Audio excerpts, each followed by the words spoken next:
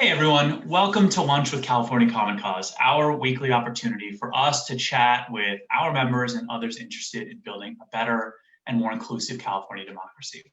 It's also the only reason I wear a collared shirt at any given point in the week. I'm Jonathan Mehta Stein. I'm the Executive Director of California Common Cause. As always, we're super thrilled that you're with us today. Hopefully you know the drill by now. Every other week, we bring on guests from the democracy space to talk about their work and what they're doing to build a better California democracy. In the in-between weeks, I provide solo updates on California Common Cause's work and everything going on in voting rights, census, redistricting, and other topics. As always, we take questions from you in the comments. So if you have any questions today over the course of our half an hour to an hour with you, please feel free to type them and we'll catch them and we'll ask them at some point during the live stream. Our guests this week are Julia Marks and Adria Orr from Asian Americans Advancing Justice Asian Law Caucus. Julia is a staff attorney and Adria is the senior project coordinator on the voting rights and census team at Advancing Justice ALC in San Francisco, a team I spent 4 years on prior to coming to California Common Cause. Before we get to Julia and Adria, a few things. First, next week's show will be a very special show. I know that I just said that we use the in-between shows, in-between guests, for me to appear solo. But we've been joined this summer by three fabulous college interns, Arlette, Estefania, and William. And next week is their last week with us. So we'll be asking them to join our live stream to talk about their experience and about engaging youth in our democracy. So check that out next week, Wednesday at noon. Second, I've talked a lot about the California Citizens Redistricting Commission on live streams in the past. I just, an FYI for everybody, that the full 14-member commission is meeting for the first time today. They'll be meeting for roughly the next week to get oriented, to do housekeeping, to get lots of training. So if you want a really well done, high-level training on redistricting and you want it for free, you can live stream their meetings over the next few days and into next week. To watch, you can go to wedrawthelines.ca.gov. Again, that's wedrawthelines.ca.gov, and maybe the staff can put that in the comments. If you want a really good article about the commission, who the commission is, how it reflects California's democracy, and the work ahead for the commission, there's a really good op-ed in Capital Weekly, and I'm going to share that link as well so that we can put that in the comments. So that commission is underway. We've been watchdogging it in its creation, and we'll continue to watchdog its work going forward. We have a staff member watching every minute of this meeting over the course of the next several days and into next week. Third, I want to share about two bills that we're supporting in the legislature right now that might at first blush seem like a bold new step for California Common Cause. Though I want to posit to you that, in fact, it's not that bold and it's not that new.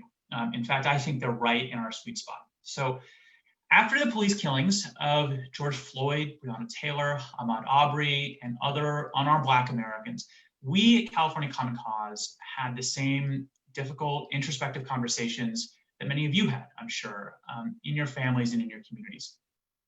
Sam Blakesley, a former minority party leader in the California State Legislature, actually a Republican on our board of our board of directors. I have county level redistricting on the brain. On our board of directors here at California Common Cause, noted in our conversations that the two entities in California that have worked the hardest to avoid sunshine and to avoid oversight are, one, the state legislature, and two, law enforcement. And it dawned on us, and it really shouldn't have taken this moment in all of its ferocity and its anger and its pain for us to realize this, but it dawned on us that our work to hold power accountable and to insist on transparency in government has always extended to lawmakers and to politicians and not really to other parts of government like law enforcement. Transparency and accountability in policing are goals that align with our core values as an organization. And as a result, we've endorsed two bills that we're hoping you will also support. So one is SB 776. It would change current law so that all police use of force records and allegations of racial bias or sexual misconduct by an officer are disclosable public records, no longer hidden from public view. AB 1185 would allow counties to create independent oversight boards with subpoena power to review sheriff departments, including allegations of excessive force and misconduct by those sheriff departments. Yesterday, we sent an email to our email list with a link you can use to write to your lawmakers in the state legislature asking them to vote yes on SB 776 and AB 1185. The signature subject line, if you want to look for that, the subject line is government transparency means police transparency. Please look for that and please take action if you feel so moved. And thanks for growing with us as we grow as an organization. Okay, quick reminder, feel free to put questions and comments in the comment section here at Facebook Live, and our staff will make sure to feed them to me over the course of the conversation today. Let's move on to our amazing guests. Julia Marks is a staff attorney on the Voting Rights and Census team at Advancing Justice ALC, Asian Americans Advancing Justice Asian Law Caucus. Julia provides technical assistance to community organizations regarding Census 2020 and election operations, and engages in legal and policy advocacy around census, elections, and redistricting. Adria Orr is the Senior Project Coordinator on the Voting Rights and Census team at Asian Americans Advancing Justice Asian Law Caucus in San Francisco. Her work includes leading Advancing Justice ALC's poll monitoring program and providing community education on voting rights related topics. Julia and Adria, thank you for being here. Welcome. Thanks for having us. Thank you so much for having us. Yeah, I'm like super happy that you're here. And then we get to hang out and have a conversation. So I want to start by acknowledging that it's Women's Equality Day, the 100th anniversary of the adoption of the 19th Amendment, granting women the right to vote after the long, hard suffragette movement. With our democracy seemingly crumbling around us, literally sort of getting worse by the day in 2020, and with barriers to vote still present all over the country, it's a bit of a weird day, I think. But it's still very much a day to reflect on how far we've come and how far we have left to go. How do you two, what are you thinking about and reflecting on Women's Equality Day today?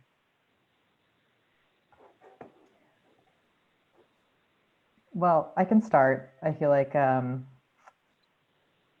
know, it's really interesting because there sometimes is this tension in wanting to both celebrate something that is, you know, a big milestone and worth acknowledging, but also kind of has this like hidden history of, you know, the white suffragette movement being sort of at the cost of Black women, of African-American women and other women of color really being left out of that. I think for me, it feels like a real opportunity to think about movement building and how important it is at these moments of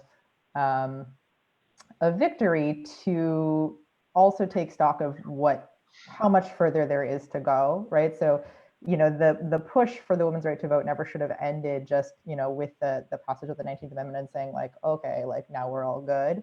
I think it's really important when, particularly in the context of, you know, a lot of the sort of movement building that's happening now, to have these moments of victory, celebrate them, but also really use them as an opportunity to reflect on the work that needs to build on that and be continued to really pursue our goals.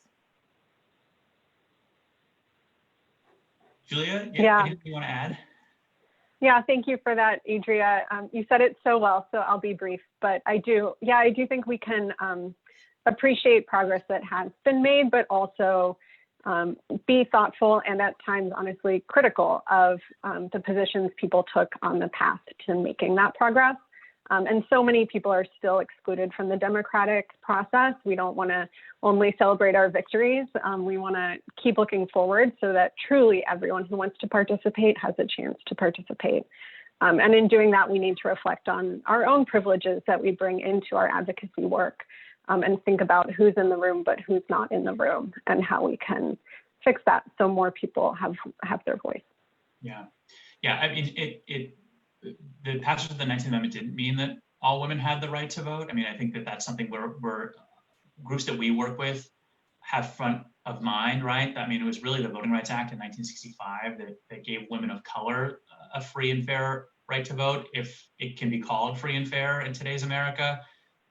And like we've talked about this when we were all together at Asian Law Caucus. I mean, Asian immigrants didn't have the right to naturalize and become voters until 1952, right? Over 30 years after the passage of the 19th Amendment. So it was incomplete at the time, and it feels like the project of suffrage is incomplete still today.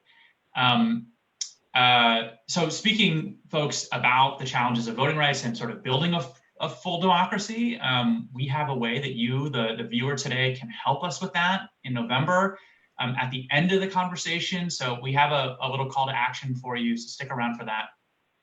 Let's dive into the Asian American Pacific Islander community in California. Adria and Julia, California has the largest API community in the nation. Just to anchor our conversation today, can you tell us about the size of the community? Yeah, so here in California, we have nearly 7 million Asian Americans and more than 300,000 Native Hawaiians and Pacific Islanders. So that's about 15% of our population here in California. And on top of that, this is also the fastest growing racial group in our state today, which is pretty exciting. And it's not just a large community, I mean, a community that's bigger than many states and the largest API community in the nation. It's also an incredibly diverse community, right? Yeah, I think, this is something that I feel like we love to talk about because it's such an important kind of drum to beat. I think that, no community really should be treated as a monolith, but APIs, just because we're kind of under one umbrella, I think it's really important to acknowledge the really, really vast diversity of experiences and of cultures, of languages that are represented there.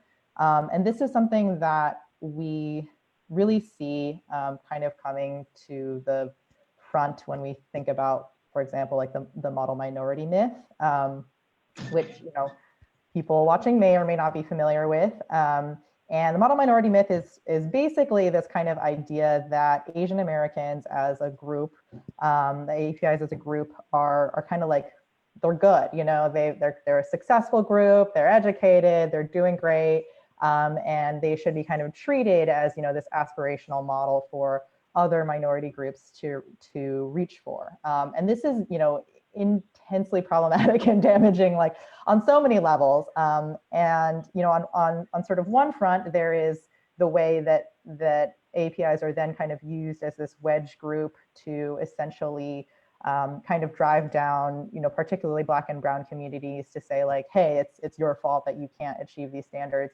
But also for APIs themselves, that myth is incredibly damaging, because if you just start to disaggregate some of the data and you look at our communities and some of the individual groups that are under that umbrella, you see an incredibly disparate experience. So for example, here in California, if you're just looking at the aggregate of, the educational status for APIs, you would say, wow, almost half of APIs in California have college or postgraduate degrees. That's an incredibly educated group of people. But when you start to break it down, you see, okay, well, it's actually like almost 70% of Indian Californians, to call out one group that's highly educated, has college or postgraduate degrees. But if you're looking at another ethnic group, if you're looking at Hmong Californians, then we're talking 15%, right? And so that's a pretty staggering difference. But if those two groups just get treated as being under that same umbrella of being, API, and there's sort of this presumption of success that they don't need attention or assistance, then it can be really damaging. And so, there's a lot, there's a lot more that I can probably say about that, but I'll pause there. I'll see if Julia, you have thoughts, or if there's just kind of more within that we want to dig into. Yeah, and I think this will be a theme throughout our conversation, because when we're thinking about elections and census and redistricting, the way people are included or are excluded from those processes, you can't really address that unless you acknowledge the fact that there's diversity within and among API communities. There's no one single policy or one single outreach approach that's going to reach everyone. And that, makes our job harder sometimes, but is important to have kind of top of mind throughout the conversation. So thank you for framing it, Adria. Yeah, I mean, it's every voter outreach effort, every census outreach effort needs to be done in 5, 10, 15 languages, right? I mean, it just multiplies the amount of time, effort, and money. And then you have to find trusted messengers that are different for each community, right? I mean, it really, really complicates the work that advocates in the community have to do. So I think part of the model minority myth that Adria mentioned, right, attaches to voting. I think people probably assume that the Asian American community in California doesn't have any issue with voting. They probably vote at high rates. You know, in other communities, I think at the electorate at large, groups that have aggregate levels of education and income that are high vote at high rates. And so the assumption I think people might make is that Asian Americans vote at high rates. In actual fact, it's totally incorrect. In fact, the opposite is true. Can you share the facts about Asian American voter participation? Yeah, so I think that's exactly right, Jonathan. And, you know, if you look at Asian American voting rates in comparison, for example, in 2018, we saw about 33% of eligible Asian Americans who voted and 36% of eligible Latinos. And then when you look at all other voters, over 60% voted. And so that is a pretty huge discrepancy in the rates of Asian American voters and how they're participating compared to other Californians. And sorry, those are numbers for California, I should say. Yeah, and those, I mean, and those numbers worsen during primaries, right? So like in the March primary, because I think everybody knows this, but you know, in the primary, you have a different electorate, you have lower turnout among communities of color. In the March primary, 21% of eligible Asian Americans voted, 22% of eligible Latinos voted, and 49.5% of everybody else voted. APIs and Latinos voted at less than half the rate of the rest of the electorate, right? We have these really dramatic voter participation disparities on the basis of race. Julia, I mean, do you have a sense of why Asian American voter participation, does Asian Law Caucus have a sense of why Asian American voter participation is as low as it is? Well, there's no single reason for that, but there are a few key issues that we see and a number of issues that we're trying to tackle. So first, I should mention that, you know, there are a very large number of Californians who have limited English proficiency, who are naturalized and eligible to vote, but might need some language assistance in going out and voting and completing their ballot. And there are some protections where folks do get language assistance, but the law doesn't cover everyone, and sometimes the law isn't implemented correctly. So there are definitely voters who would benefit from translated materials and in-person bilingual assistance who aren't getting that. So there are some real access issues we see that are excluding eligible voters from the vote. And then there are other issues that are seen nationally, actually, like studies have shown that political parties don't reach out to Asian American voters at the same rates that they reach out to other voters. So there are a number of concerns about like who is contacting voters to say, you're part of this process, we want to hear your voice. And we can see that at the local level too. Do elections offices do robust outreach to voters across language groups, across ethnic groups? Some counties try to do that. Some do it pretty well. Some don't put as much time and effort into it. And so it very well is not happening.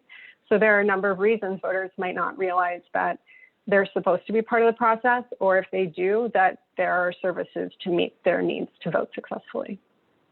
And I'll just mention also, you know, in thinking about that voter outreach process and how much energy, you know, hopefully elections offices, but then also community groups are doing to get voters not only excited and, you know, engaged with the voting process, but to understand, you know, what the process is, what their rights are. You know, in addition to like some of the factors that we've talked about already, just thinking about the different channels of communication can be really, really difficult for those entities to reach Asian American voters. So, you know, there are some communities where they use particular messaging services, and that's really how community members convey important information. There are some where it's really in-person events or, you know, certain local community centers. And if you don't have people with cultural competency doing that work, either, you know, at the elections offices or, you know, within the organizations who are doing voter outreach, then, you know, you can craft your message, you can get all the good information, but if it's not going to reach those people because you're not figuring out, you know, what they're tuned into, then that just becomes another reason that folks aren't kind of being engaged in the process. Right. A lot of county elections offices who, you know, I mean, in their defense, like their primary job is administering an election, not turning out voters, but a lot of them have sort of a very basic Twitter and Facebook presence. They're sure as heck not on WeChat and WhatsApp and Kakao Talk and other sort of, you know, social media platforms used by various API communities.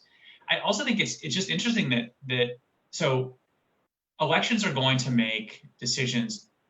They're going to triage using limited time and limited resources. And so if they're going to reach out to a certain subset of voters or potential voters, they're only going to reach out to high propensity voters of their party. APIs have a lower voter turnout rate, so they're already not sort of regular high propensity voters, and they're more likely to register as NPP, as no party preference, than any other racial or ethnic group in California. And so if you're a Democratic candidate or the Democratic Party or the Republican candidate or Republican Party, it doesn't matter. You look at an Asian American household and you're like, well, I don't know what this household's political leanings are, and they don't vote regularly. They're not a reliable investment of our time and our money, which is why, as Julia noted, Asian American households report the lowest level of outreach from parties and candidates of any racial and ethnic group. So this sort of engine of voter mobilization that is used, you know, across the country just sort of misses this one community. It's also the case that Asian Americans in California, at least, are much more likely to be foreign-born than any other racial and ethnic group, including much more likely than the Latinx community in California. And so you've got people who are newer to the American democratic process, sort of a learning curve, I suppose, in some ways. So what is ALC working on these days that might begin to change some of these trends? Well, I'll start off with the fact that we are working to try to ensure as much language access as possible in this upcoming election. A big concern right now, I mean, there's so many concerns around the November election, but as all these different counties are implementing new systems, everyone's going to get a ballot in the mail. There are all these changes, and we just want to make sure that Asian American voters and limited English proficient voters find out about that and are looped in. And, you know, as you mentioned, sometimes when elections offices are facing, you know, limited resources, they're not necessarily bothering to do all of the outreach, and they're not translating their education materials into all the languages that might be needed to reach those voters. So we've been trying to push for the state to provide more in-language materials and also just easier ways to access in-language materials. For example, people, if it's covered for their county, can now go online and request that they receive translated materials in the mail. And there's a simple form where you can go do that. So trying to make sure those things are implemented, but then also get the word out. We have a pretty big network of community groups with whom we've been working on census outreach. And we're now trying to build on that to engage a broad array of communities and language groups about the changes to the November election, what they can expect, and how to safely engage in the process. You know, one area of concern is that some folks might not want to go in person because of health concerns. And also, they just might prefer voting by mail. And we want to make sure people know how to do that and have the resources to do that.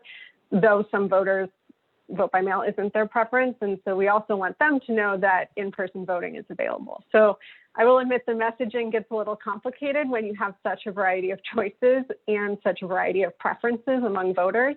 And so our goal is just to make sure people know what they can choose to do so they can do what's best for them, but also get their vote counted.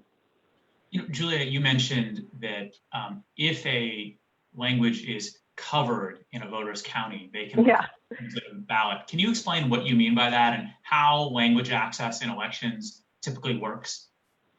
Yes, I'm not sure how nerdy the audience is, so forgive me if I don't go into enough or go into too much detail, but there are basically two levels of language access protection. So federal law sets a threshold where if a county has 5%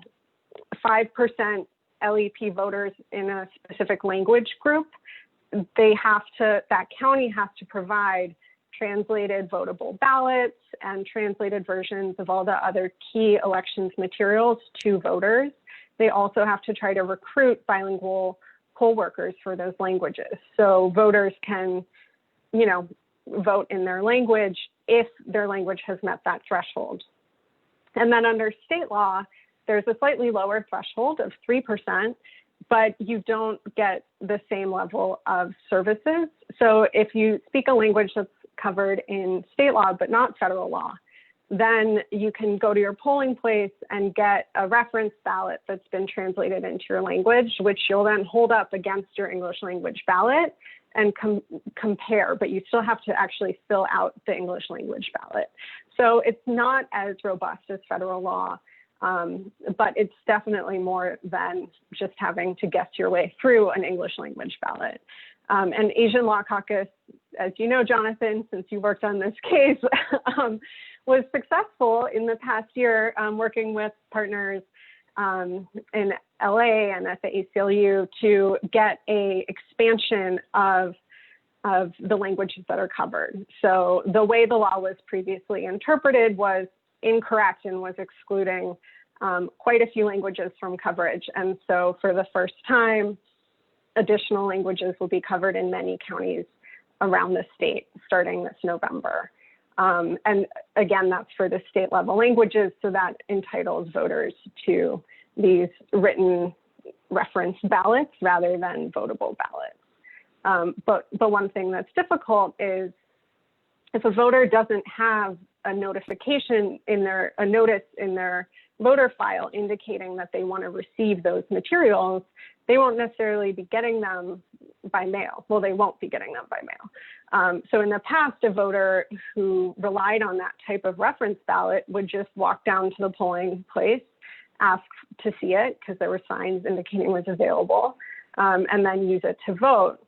But this time around, voters might not want to walk to the polling place, but they also might not know that they could be receiving that type of assistance by mail. And so a number of counties are trying to find creative ways to make sure that voters have opportunities to register that they prefer to receive translated ballots by mail. But that's not how, there aren't easy outreach methods around that are happening statewide. And so that's something that ALC is really focusing on to supplement the work being done at the county and state level to make sure people can receive that by mail. And Adria, if you're watching this and you know your parents need translated ballots and voting materials, you have no idea what languages are covered in their county, what should you do? Yeah, I think the best thing to do is probably reach out to your county elections office because they will be able to tell you exactly what translated materials they provide. As Julia mentioned, if the language is covered under the state law, then it's not a give. It sort of depends on what your specific address is within the county, whether or not a language will be covered. And so the best thing to do is just contact your county elections office directly and ask them for that information because it is so specific to the locations where people are living. Right. So we've talked about language access in voting. I want to also make sure we don't forget to talk about language access in census, right? So the census feels like it's in crisis. We have no idea how long the census will continue to count under the Trump administration. What are the challenges that API communities in California have faced with respect to language access in the 2020 census? And what are some of the things that community organizations and legal organizations are doing to overcome those barriers? Yeah, so there, as your viewers probably know, so many barriers to participation in the 2020 census. It's somewhat overwhelming. And,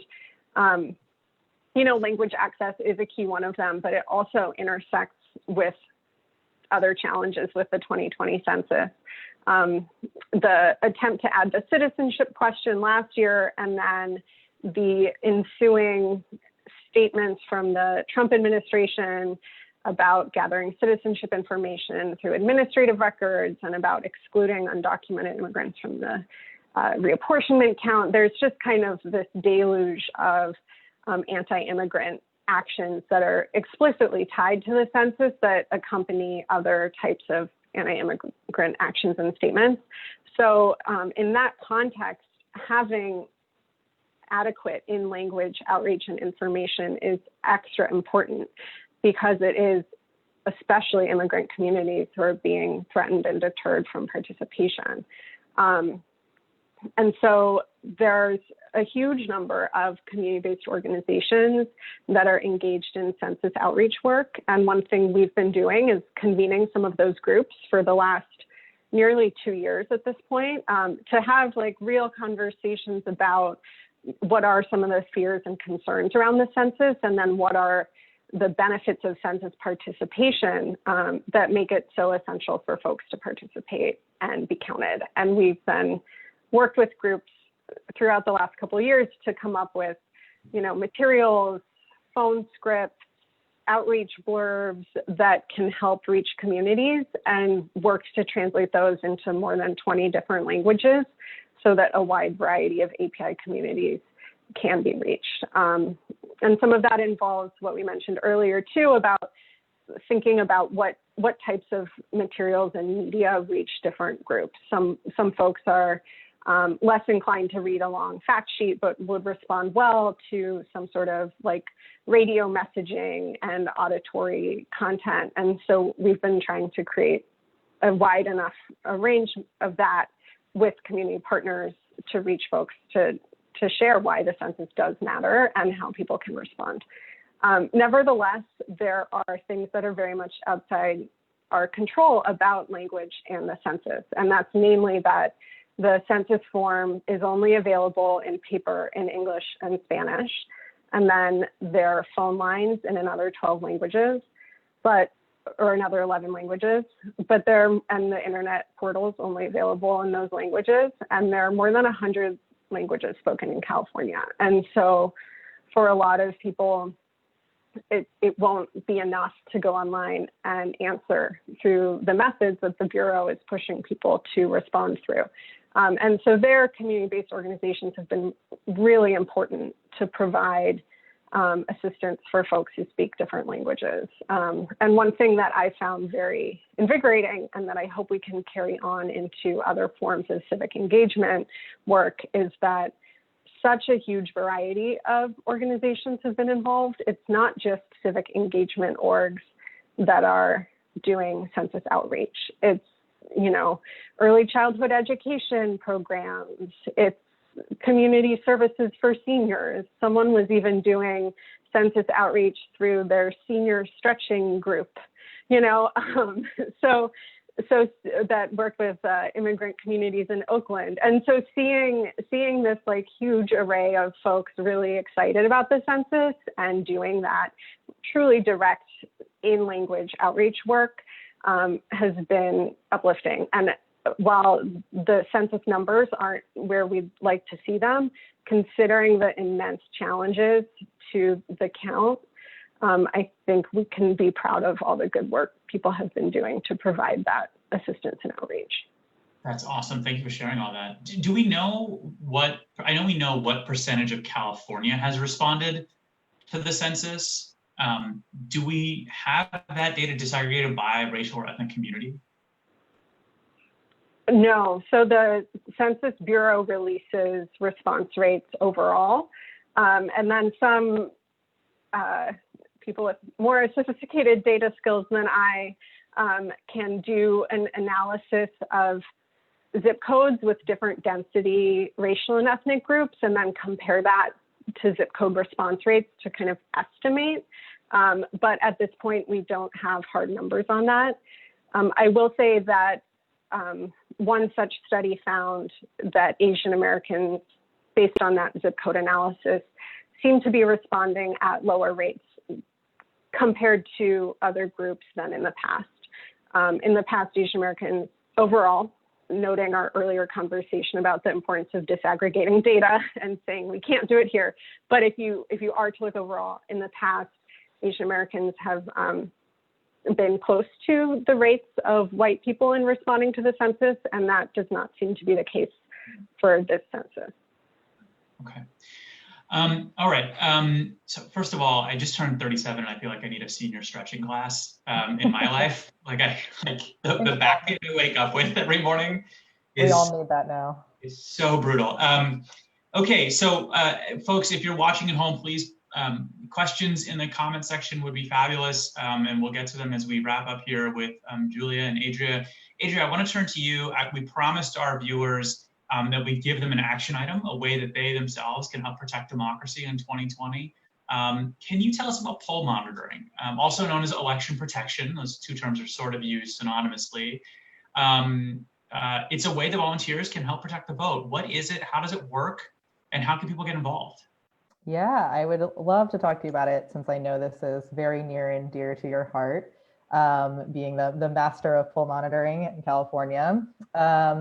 But basically, you know, the goal of poll monitoring or poll observation is to recruit volunteers that can go in person to polling places or vote centers, to where people are voting in person, and spend some time basically like having a look around. And the reason that's important is that, one, having, you know, trained volunteers who are out in the field can help provide a direct line of support to voters who may be experiencing issues that that, you know, may not be able to sort of like be immediately resolved by poll workers.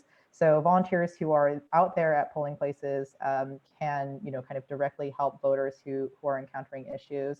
But secondly, it also provides a measure of kind of accountability and support to make sure that all of the kind of different things like language access requirements, accessibility for voters with disabilities, general voting access, so things like same-day voter registration, that all of the great kind of tools that are supposed to be in place to help make sure that voters access the ballot, that those things are actually, you know, kind of there and being implemented correctly. And, you know, I don't know if folks out there have ever served as poll workers, but it is a really difficult job. There is a lot on your plate.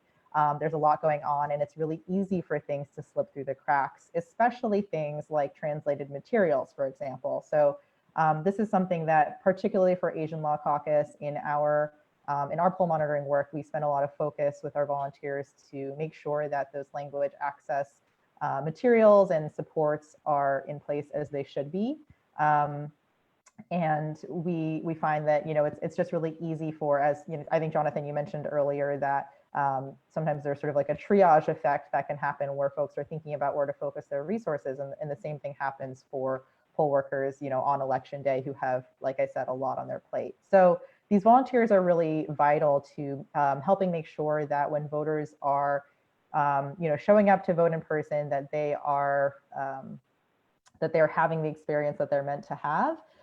It helps to hold, you know, the polling places accountable for what they're supposed to be providing, the services they're supposed to be providing. And then also it helps us aggregate information to where things may need improvement. And we're able to then, you know, take that information to the elections offices afterwards and help them make improvements, help them think about how in future elections they can serve voters better, particularly, you know, vulnerable voters who may be kind of, like I said, falling through the cracks. So that said, Asian Law Caucus runs a really big poll monitoring program. You know, in past years, I think we've been the biggest one in the state, which we're really proud of.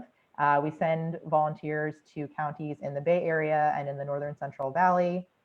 You know, they get trained, they get equipped with materials to help them record all the information that they're observing. And so we are, you know, after kind of assessing the situation and tracking all of the different elections changes that are going to be happening in November, we are, you know, going to move forward with an in-person poll monitoring program in November. And we will be, you know, training people with, of course, taking the appropriate precautions to to do that. And we think that, particularly with all of the kind of COVID related changes in place, there's just so much potential for voter confusion and, potential mix-ups. And so I think it's more important than ever that that we have folks out there to help make sure voters are able to access the ballot and the services that they're entitled to. Yeah. So are you looking for volunteers? Yes, we are looking for volunteers. No legal experience required. As a non-lawyer myself, I feel like even though I work for a legal organization, it's very important to stipulate that. We have volunteers from all backgrounds and, language skills, no language skills, kind of across the board. We do ask that, given the sort of pandemic situation, if you are in a vulnerable category of people, or you live with somebody who may be potentially in a vulnerable category with regards to a COVID-19 infection, that maybe this is not the right opportunity for those folks, just because we want to make sure everyone is able to, stay safe and stay healthy during this time. But with that accepted, if folks are interested, they can definitely reach out to me. I don't know if this works, but I wrote my email address down on a sticky note. Oh, no. I don't know what the tech situation is. You can also go to the Asian Americans Advancing Justice Asian Law Caucus website, which is probably a better way to find my contact information. And we'd love to have people sign up to do poll monitoring as well. So I'll have Alvin, who's a staff member at California Common Cause, put Adria's email in the comments. Perfect. And I'll just note that we're also looking for volunteers. So the way this usually works is that if you're a volunteer in Northern California or the northern half of the Central Valley, you would go to Adria and Asian Law Caucus. And if you're in Southern California, you would come to California Common Cause, where we often run the bulk of the Southern California poll monitoring program. And I just want to share, hold on one second. Let's see if I can this is never been done before in the history of Lunch with California Common Cause, but I'm going to go off frame for just 1 second to show something.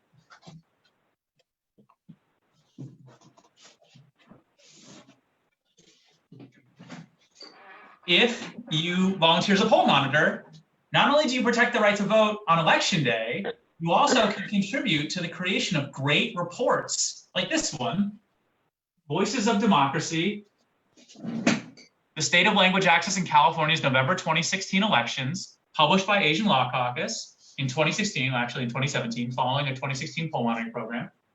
And we were able to use that report and the data in it to help pass a new law and to get counties to overhaul how they handle language access. Fresno County got really poor reviews from us in 2016 because of what our poll monitors found.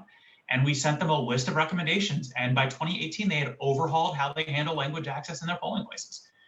So the work matters on election day itself, but it also matters after election day. Thanks for indulging me with that. And thank you for the work that you two do around poll monitoring. It's really important. We have a couple questions before we wrap up here. One, are there any opportunities to help election protection from home? If you don't feel comfortable going to the polling place, is there anything you can do to engage with an election protection or poll monitoring program while staying safe from the virus? Yeah, this is something that I'm working on, kind of identifying some opportunities for people, because, I think there is a lot of really great energy around this election, and I think there's plenty of work to do. And so I would really like folks to be able to, harness that energy remotely. For us at Advancing Justice Asian Law Caucus, we're still figuring out whether there may be some opportunities for remote volunteers to get involved with our work. That's kind of taking shape, so we should know in the next week or two whether we'll have remote opportunities. I know that there are some other groups out there as well who are doing kind of, I think it's called like virtual, I think actually Common Cause, one of the Common Cause affiliates may be doing some of this as well. That's like kind of virtual poll monitoring to help look for incidents that are occurring that are being reported online. But there's also efforts for tracking disinformation on the election that is being spread through like social media and reporting it and trying to get it taken down. So I think that those opportunities are available. If folks are interested in hearing more, you can reach out to me as well, and I'll do my best to connect you with some of those opportunities, and definitely let you know whether there's an opportunity to work with Asian Law Caucus's program. So you can also reach out to me, and I can follow up with you.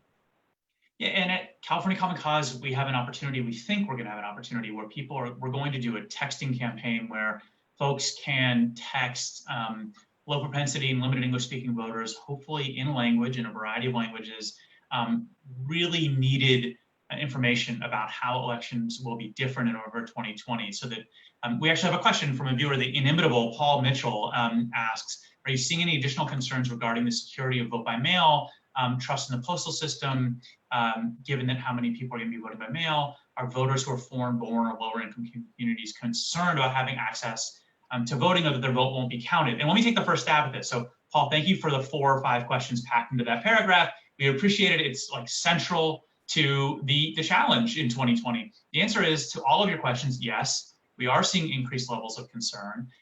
The focus group study that California Common Cause completed with the Center for Social Innovation at UC Riverside, in which we had a focus group in Spanish, Korean, Chinese, Vietnamese, Tagalog, and Hmong, in addition to one in English for young voters. We found across the board that low propensity, limited English speaking voters are concerned that if they put their ballot in their mail, it will not be counted.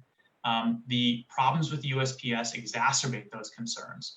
And also these are populations that have tended to vote by mail at lower rates in the past. And so they're unfamiliar with a vote by mail ballot and how it's supposed to work. One thing that we found was that if you explain to folks that Ballot Tracks is available for 2020, that there's an online system in which they can be notified when their ballot is headed their way, when their ballot is in transit, and when their ballot is processed and counted, they feel much more confident in the vote by mail process. They feel like actually they will have some degree of control over their ballot.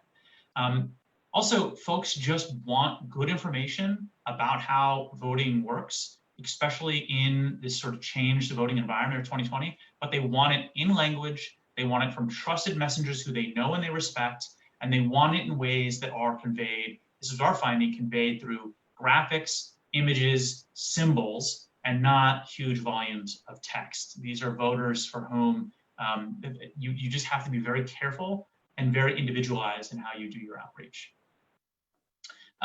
Julia, Adria, anything you want to add to all of that? I'll just agree. We've been hearing similar concerns about multiple aspects of vote by mail. There are the concerns about the postal service and whether it'll be reliable and timely, and then the false narrative about fraud also, I think, is raising concerns among some voters. Like, is this even a reliable system we want to use?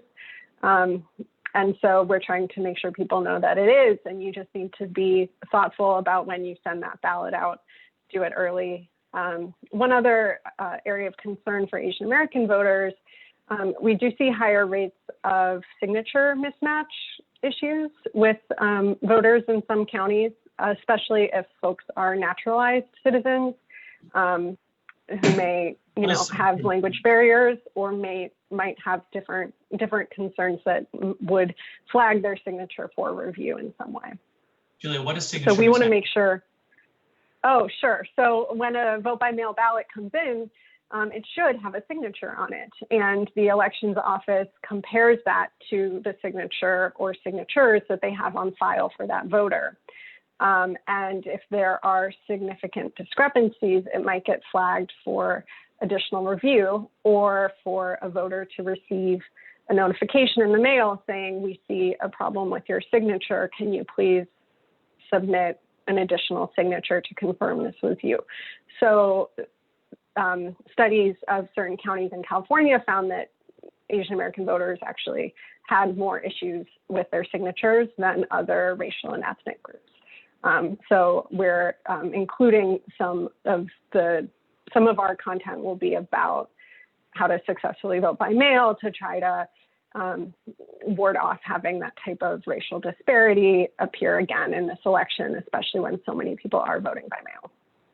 So let me return to the texting program I mentioned just a moment ago when in response to the question about whether you can help with election protection from home. We're hoping, and this will really depend on whether we're able to fundraise for it, but we're hoping at Common Cause that we can text low propensity, limited English speaking voters prior to election day with information they need about how the election is changing, right? Here's how to use ballot tracks so you can track your ballot. If you don't feel comfortable voting by mail, you can drop off your ballot at a ballot drop box or at any voting site in California.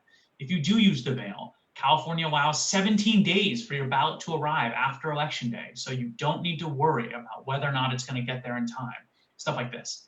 And then ideally, we'd be able to text voters after election day because the voter file should be able to identify the voters where there's a discrepancy or a problem with their ballot. As Julia mentioned, a mismatched signature is one of several. And so a lot of those voters have an opportunity to address the problem after election day. So we could text voters to let them know there's a problem with your ballot. If you take these simple steps, you're able to have your vote counted. So we'll see. It's all sort of in the works now as we sort of make our final plans for November. I want to thank you both for joining me today for an extra long episode of Lunch with California Common Cause. None of us ate lunch, keeping with our history here at Lunch with Common Cause. No one has ever eaten lunch on any show ever, but thank you for joining us in the lunch hour. You can follow Asian Law Caucus on Twitter and get ready, folks, AAAJ_ALC. That's Asian Americans Advancing Justice Asian Law Caucus. Instagram is AAAJALC, no underscore, and on Facebook at facebook.com/Asian Law Caucus. You can follow us on social media. On Twitter, we're at Common Cause California. At Instagram, unhelpfully, we're at California Common Cause. No, wait, oh, sorry, I screwed that up. On Twitter, we're at Common Cause CA. And on Instagram, it's at CA Common Cause. And I'm at _Jonathan Stein. And we're done with that section. Thank you again for joining us and for being with us in the fight for a better democracy. We'll see you next week. Same time, same place. See you later. Thank you. Thank you.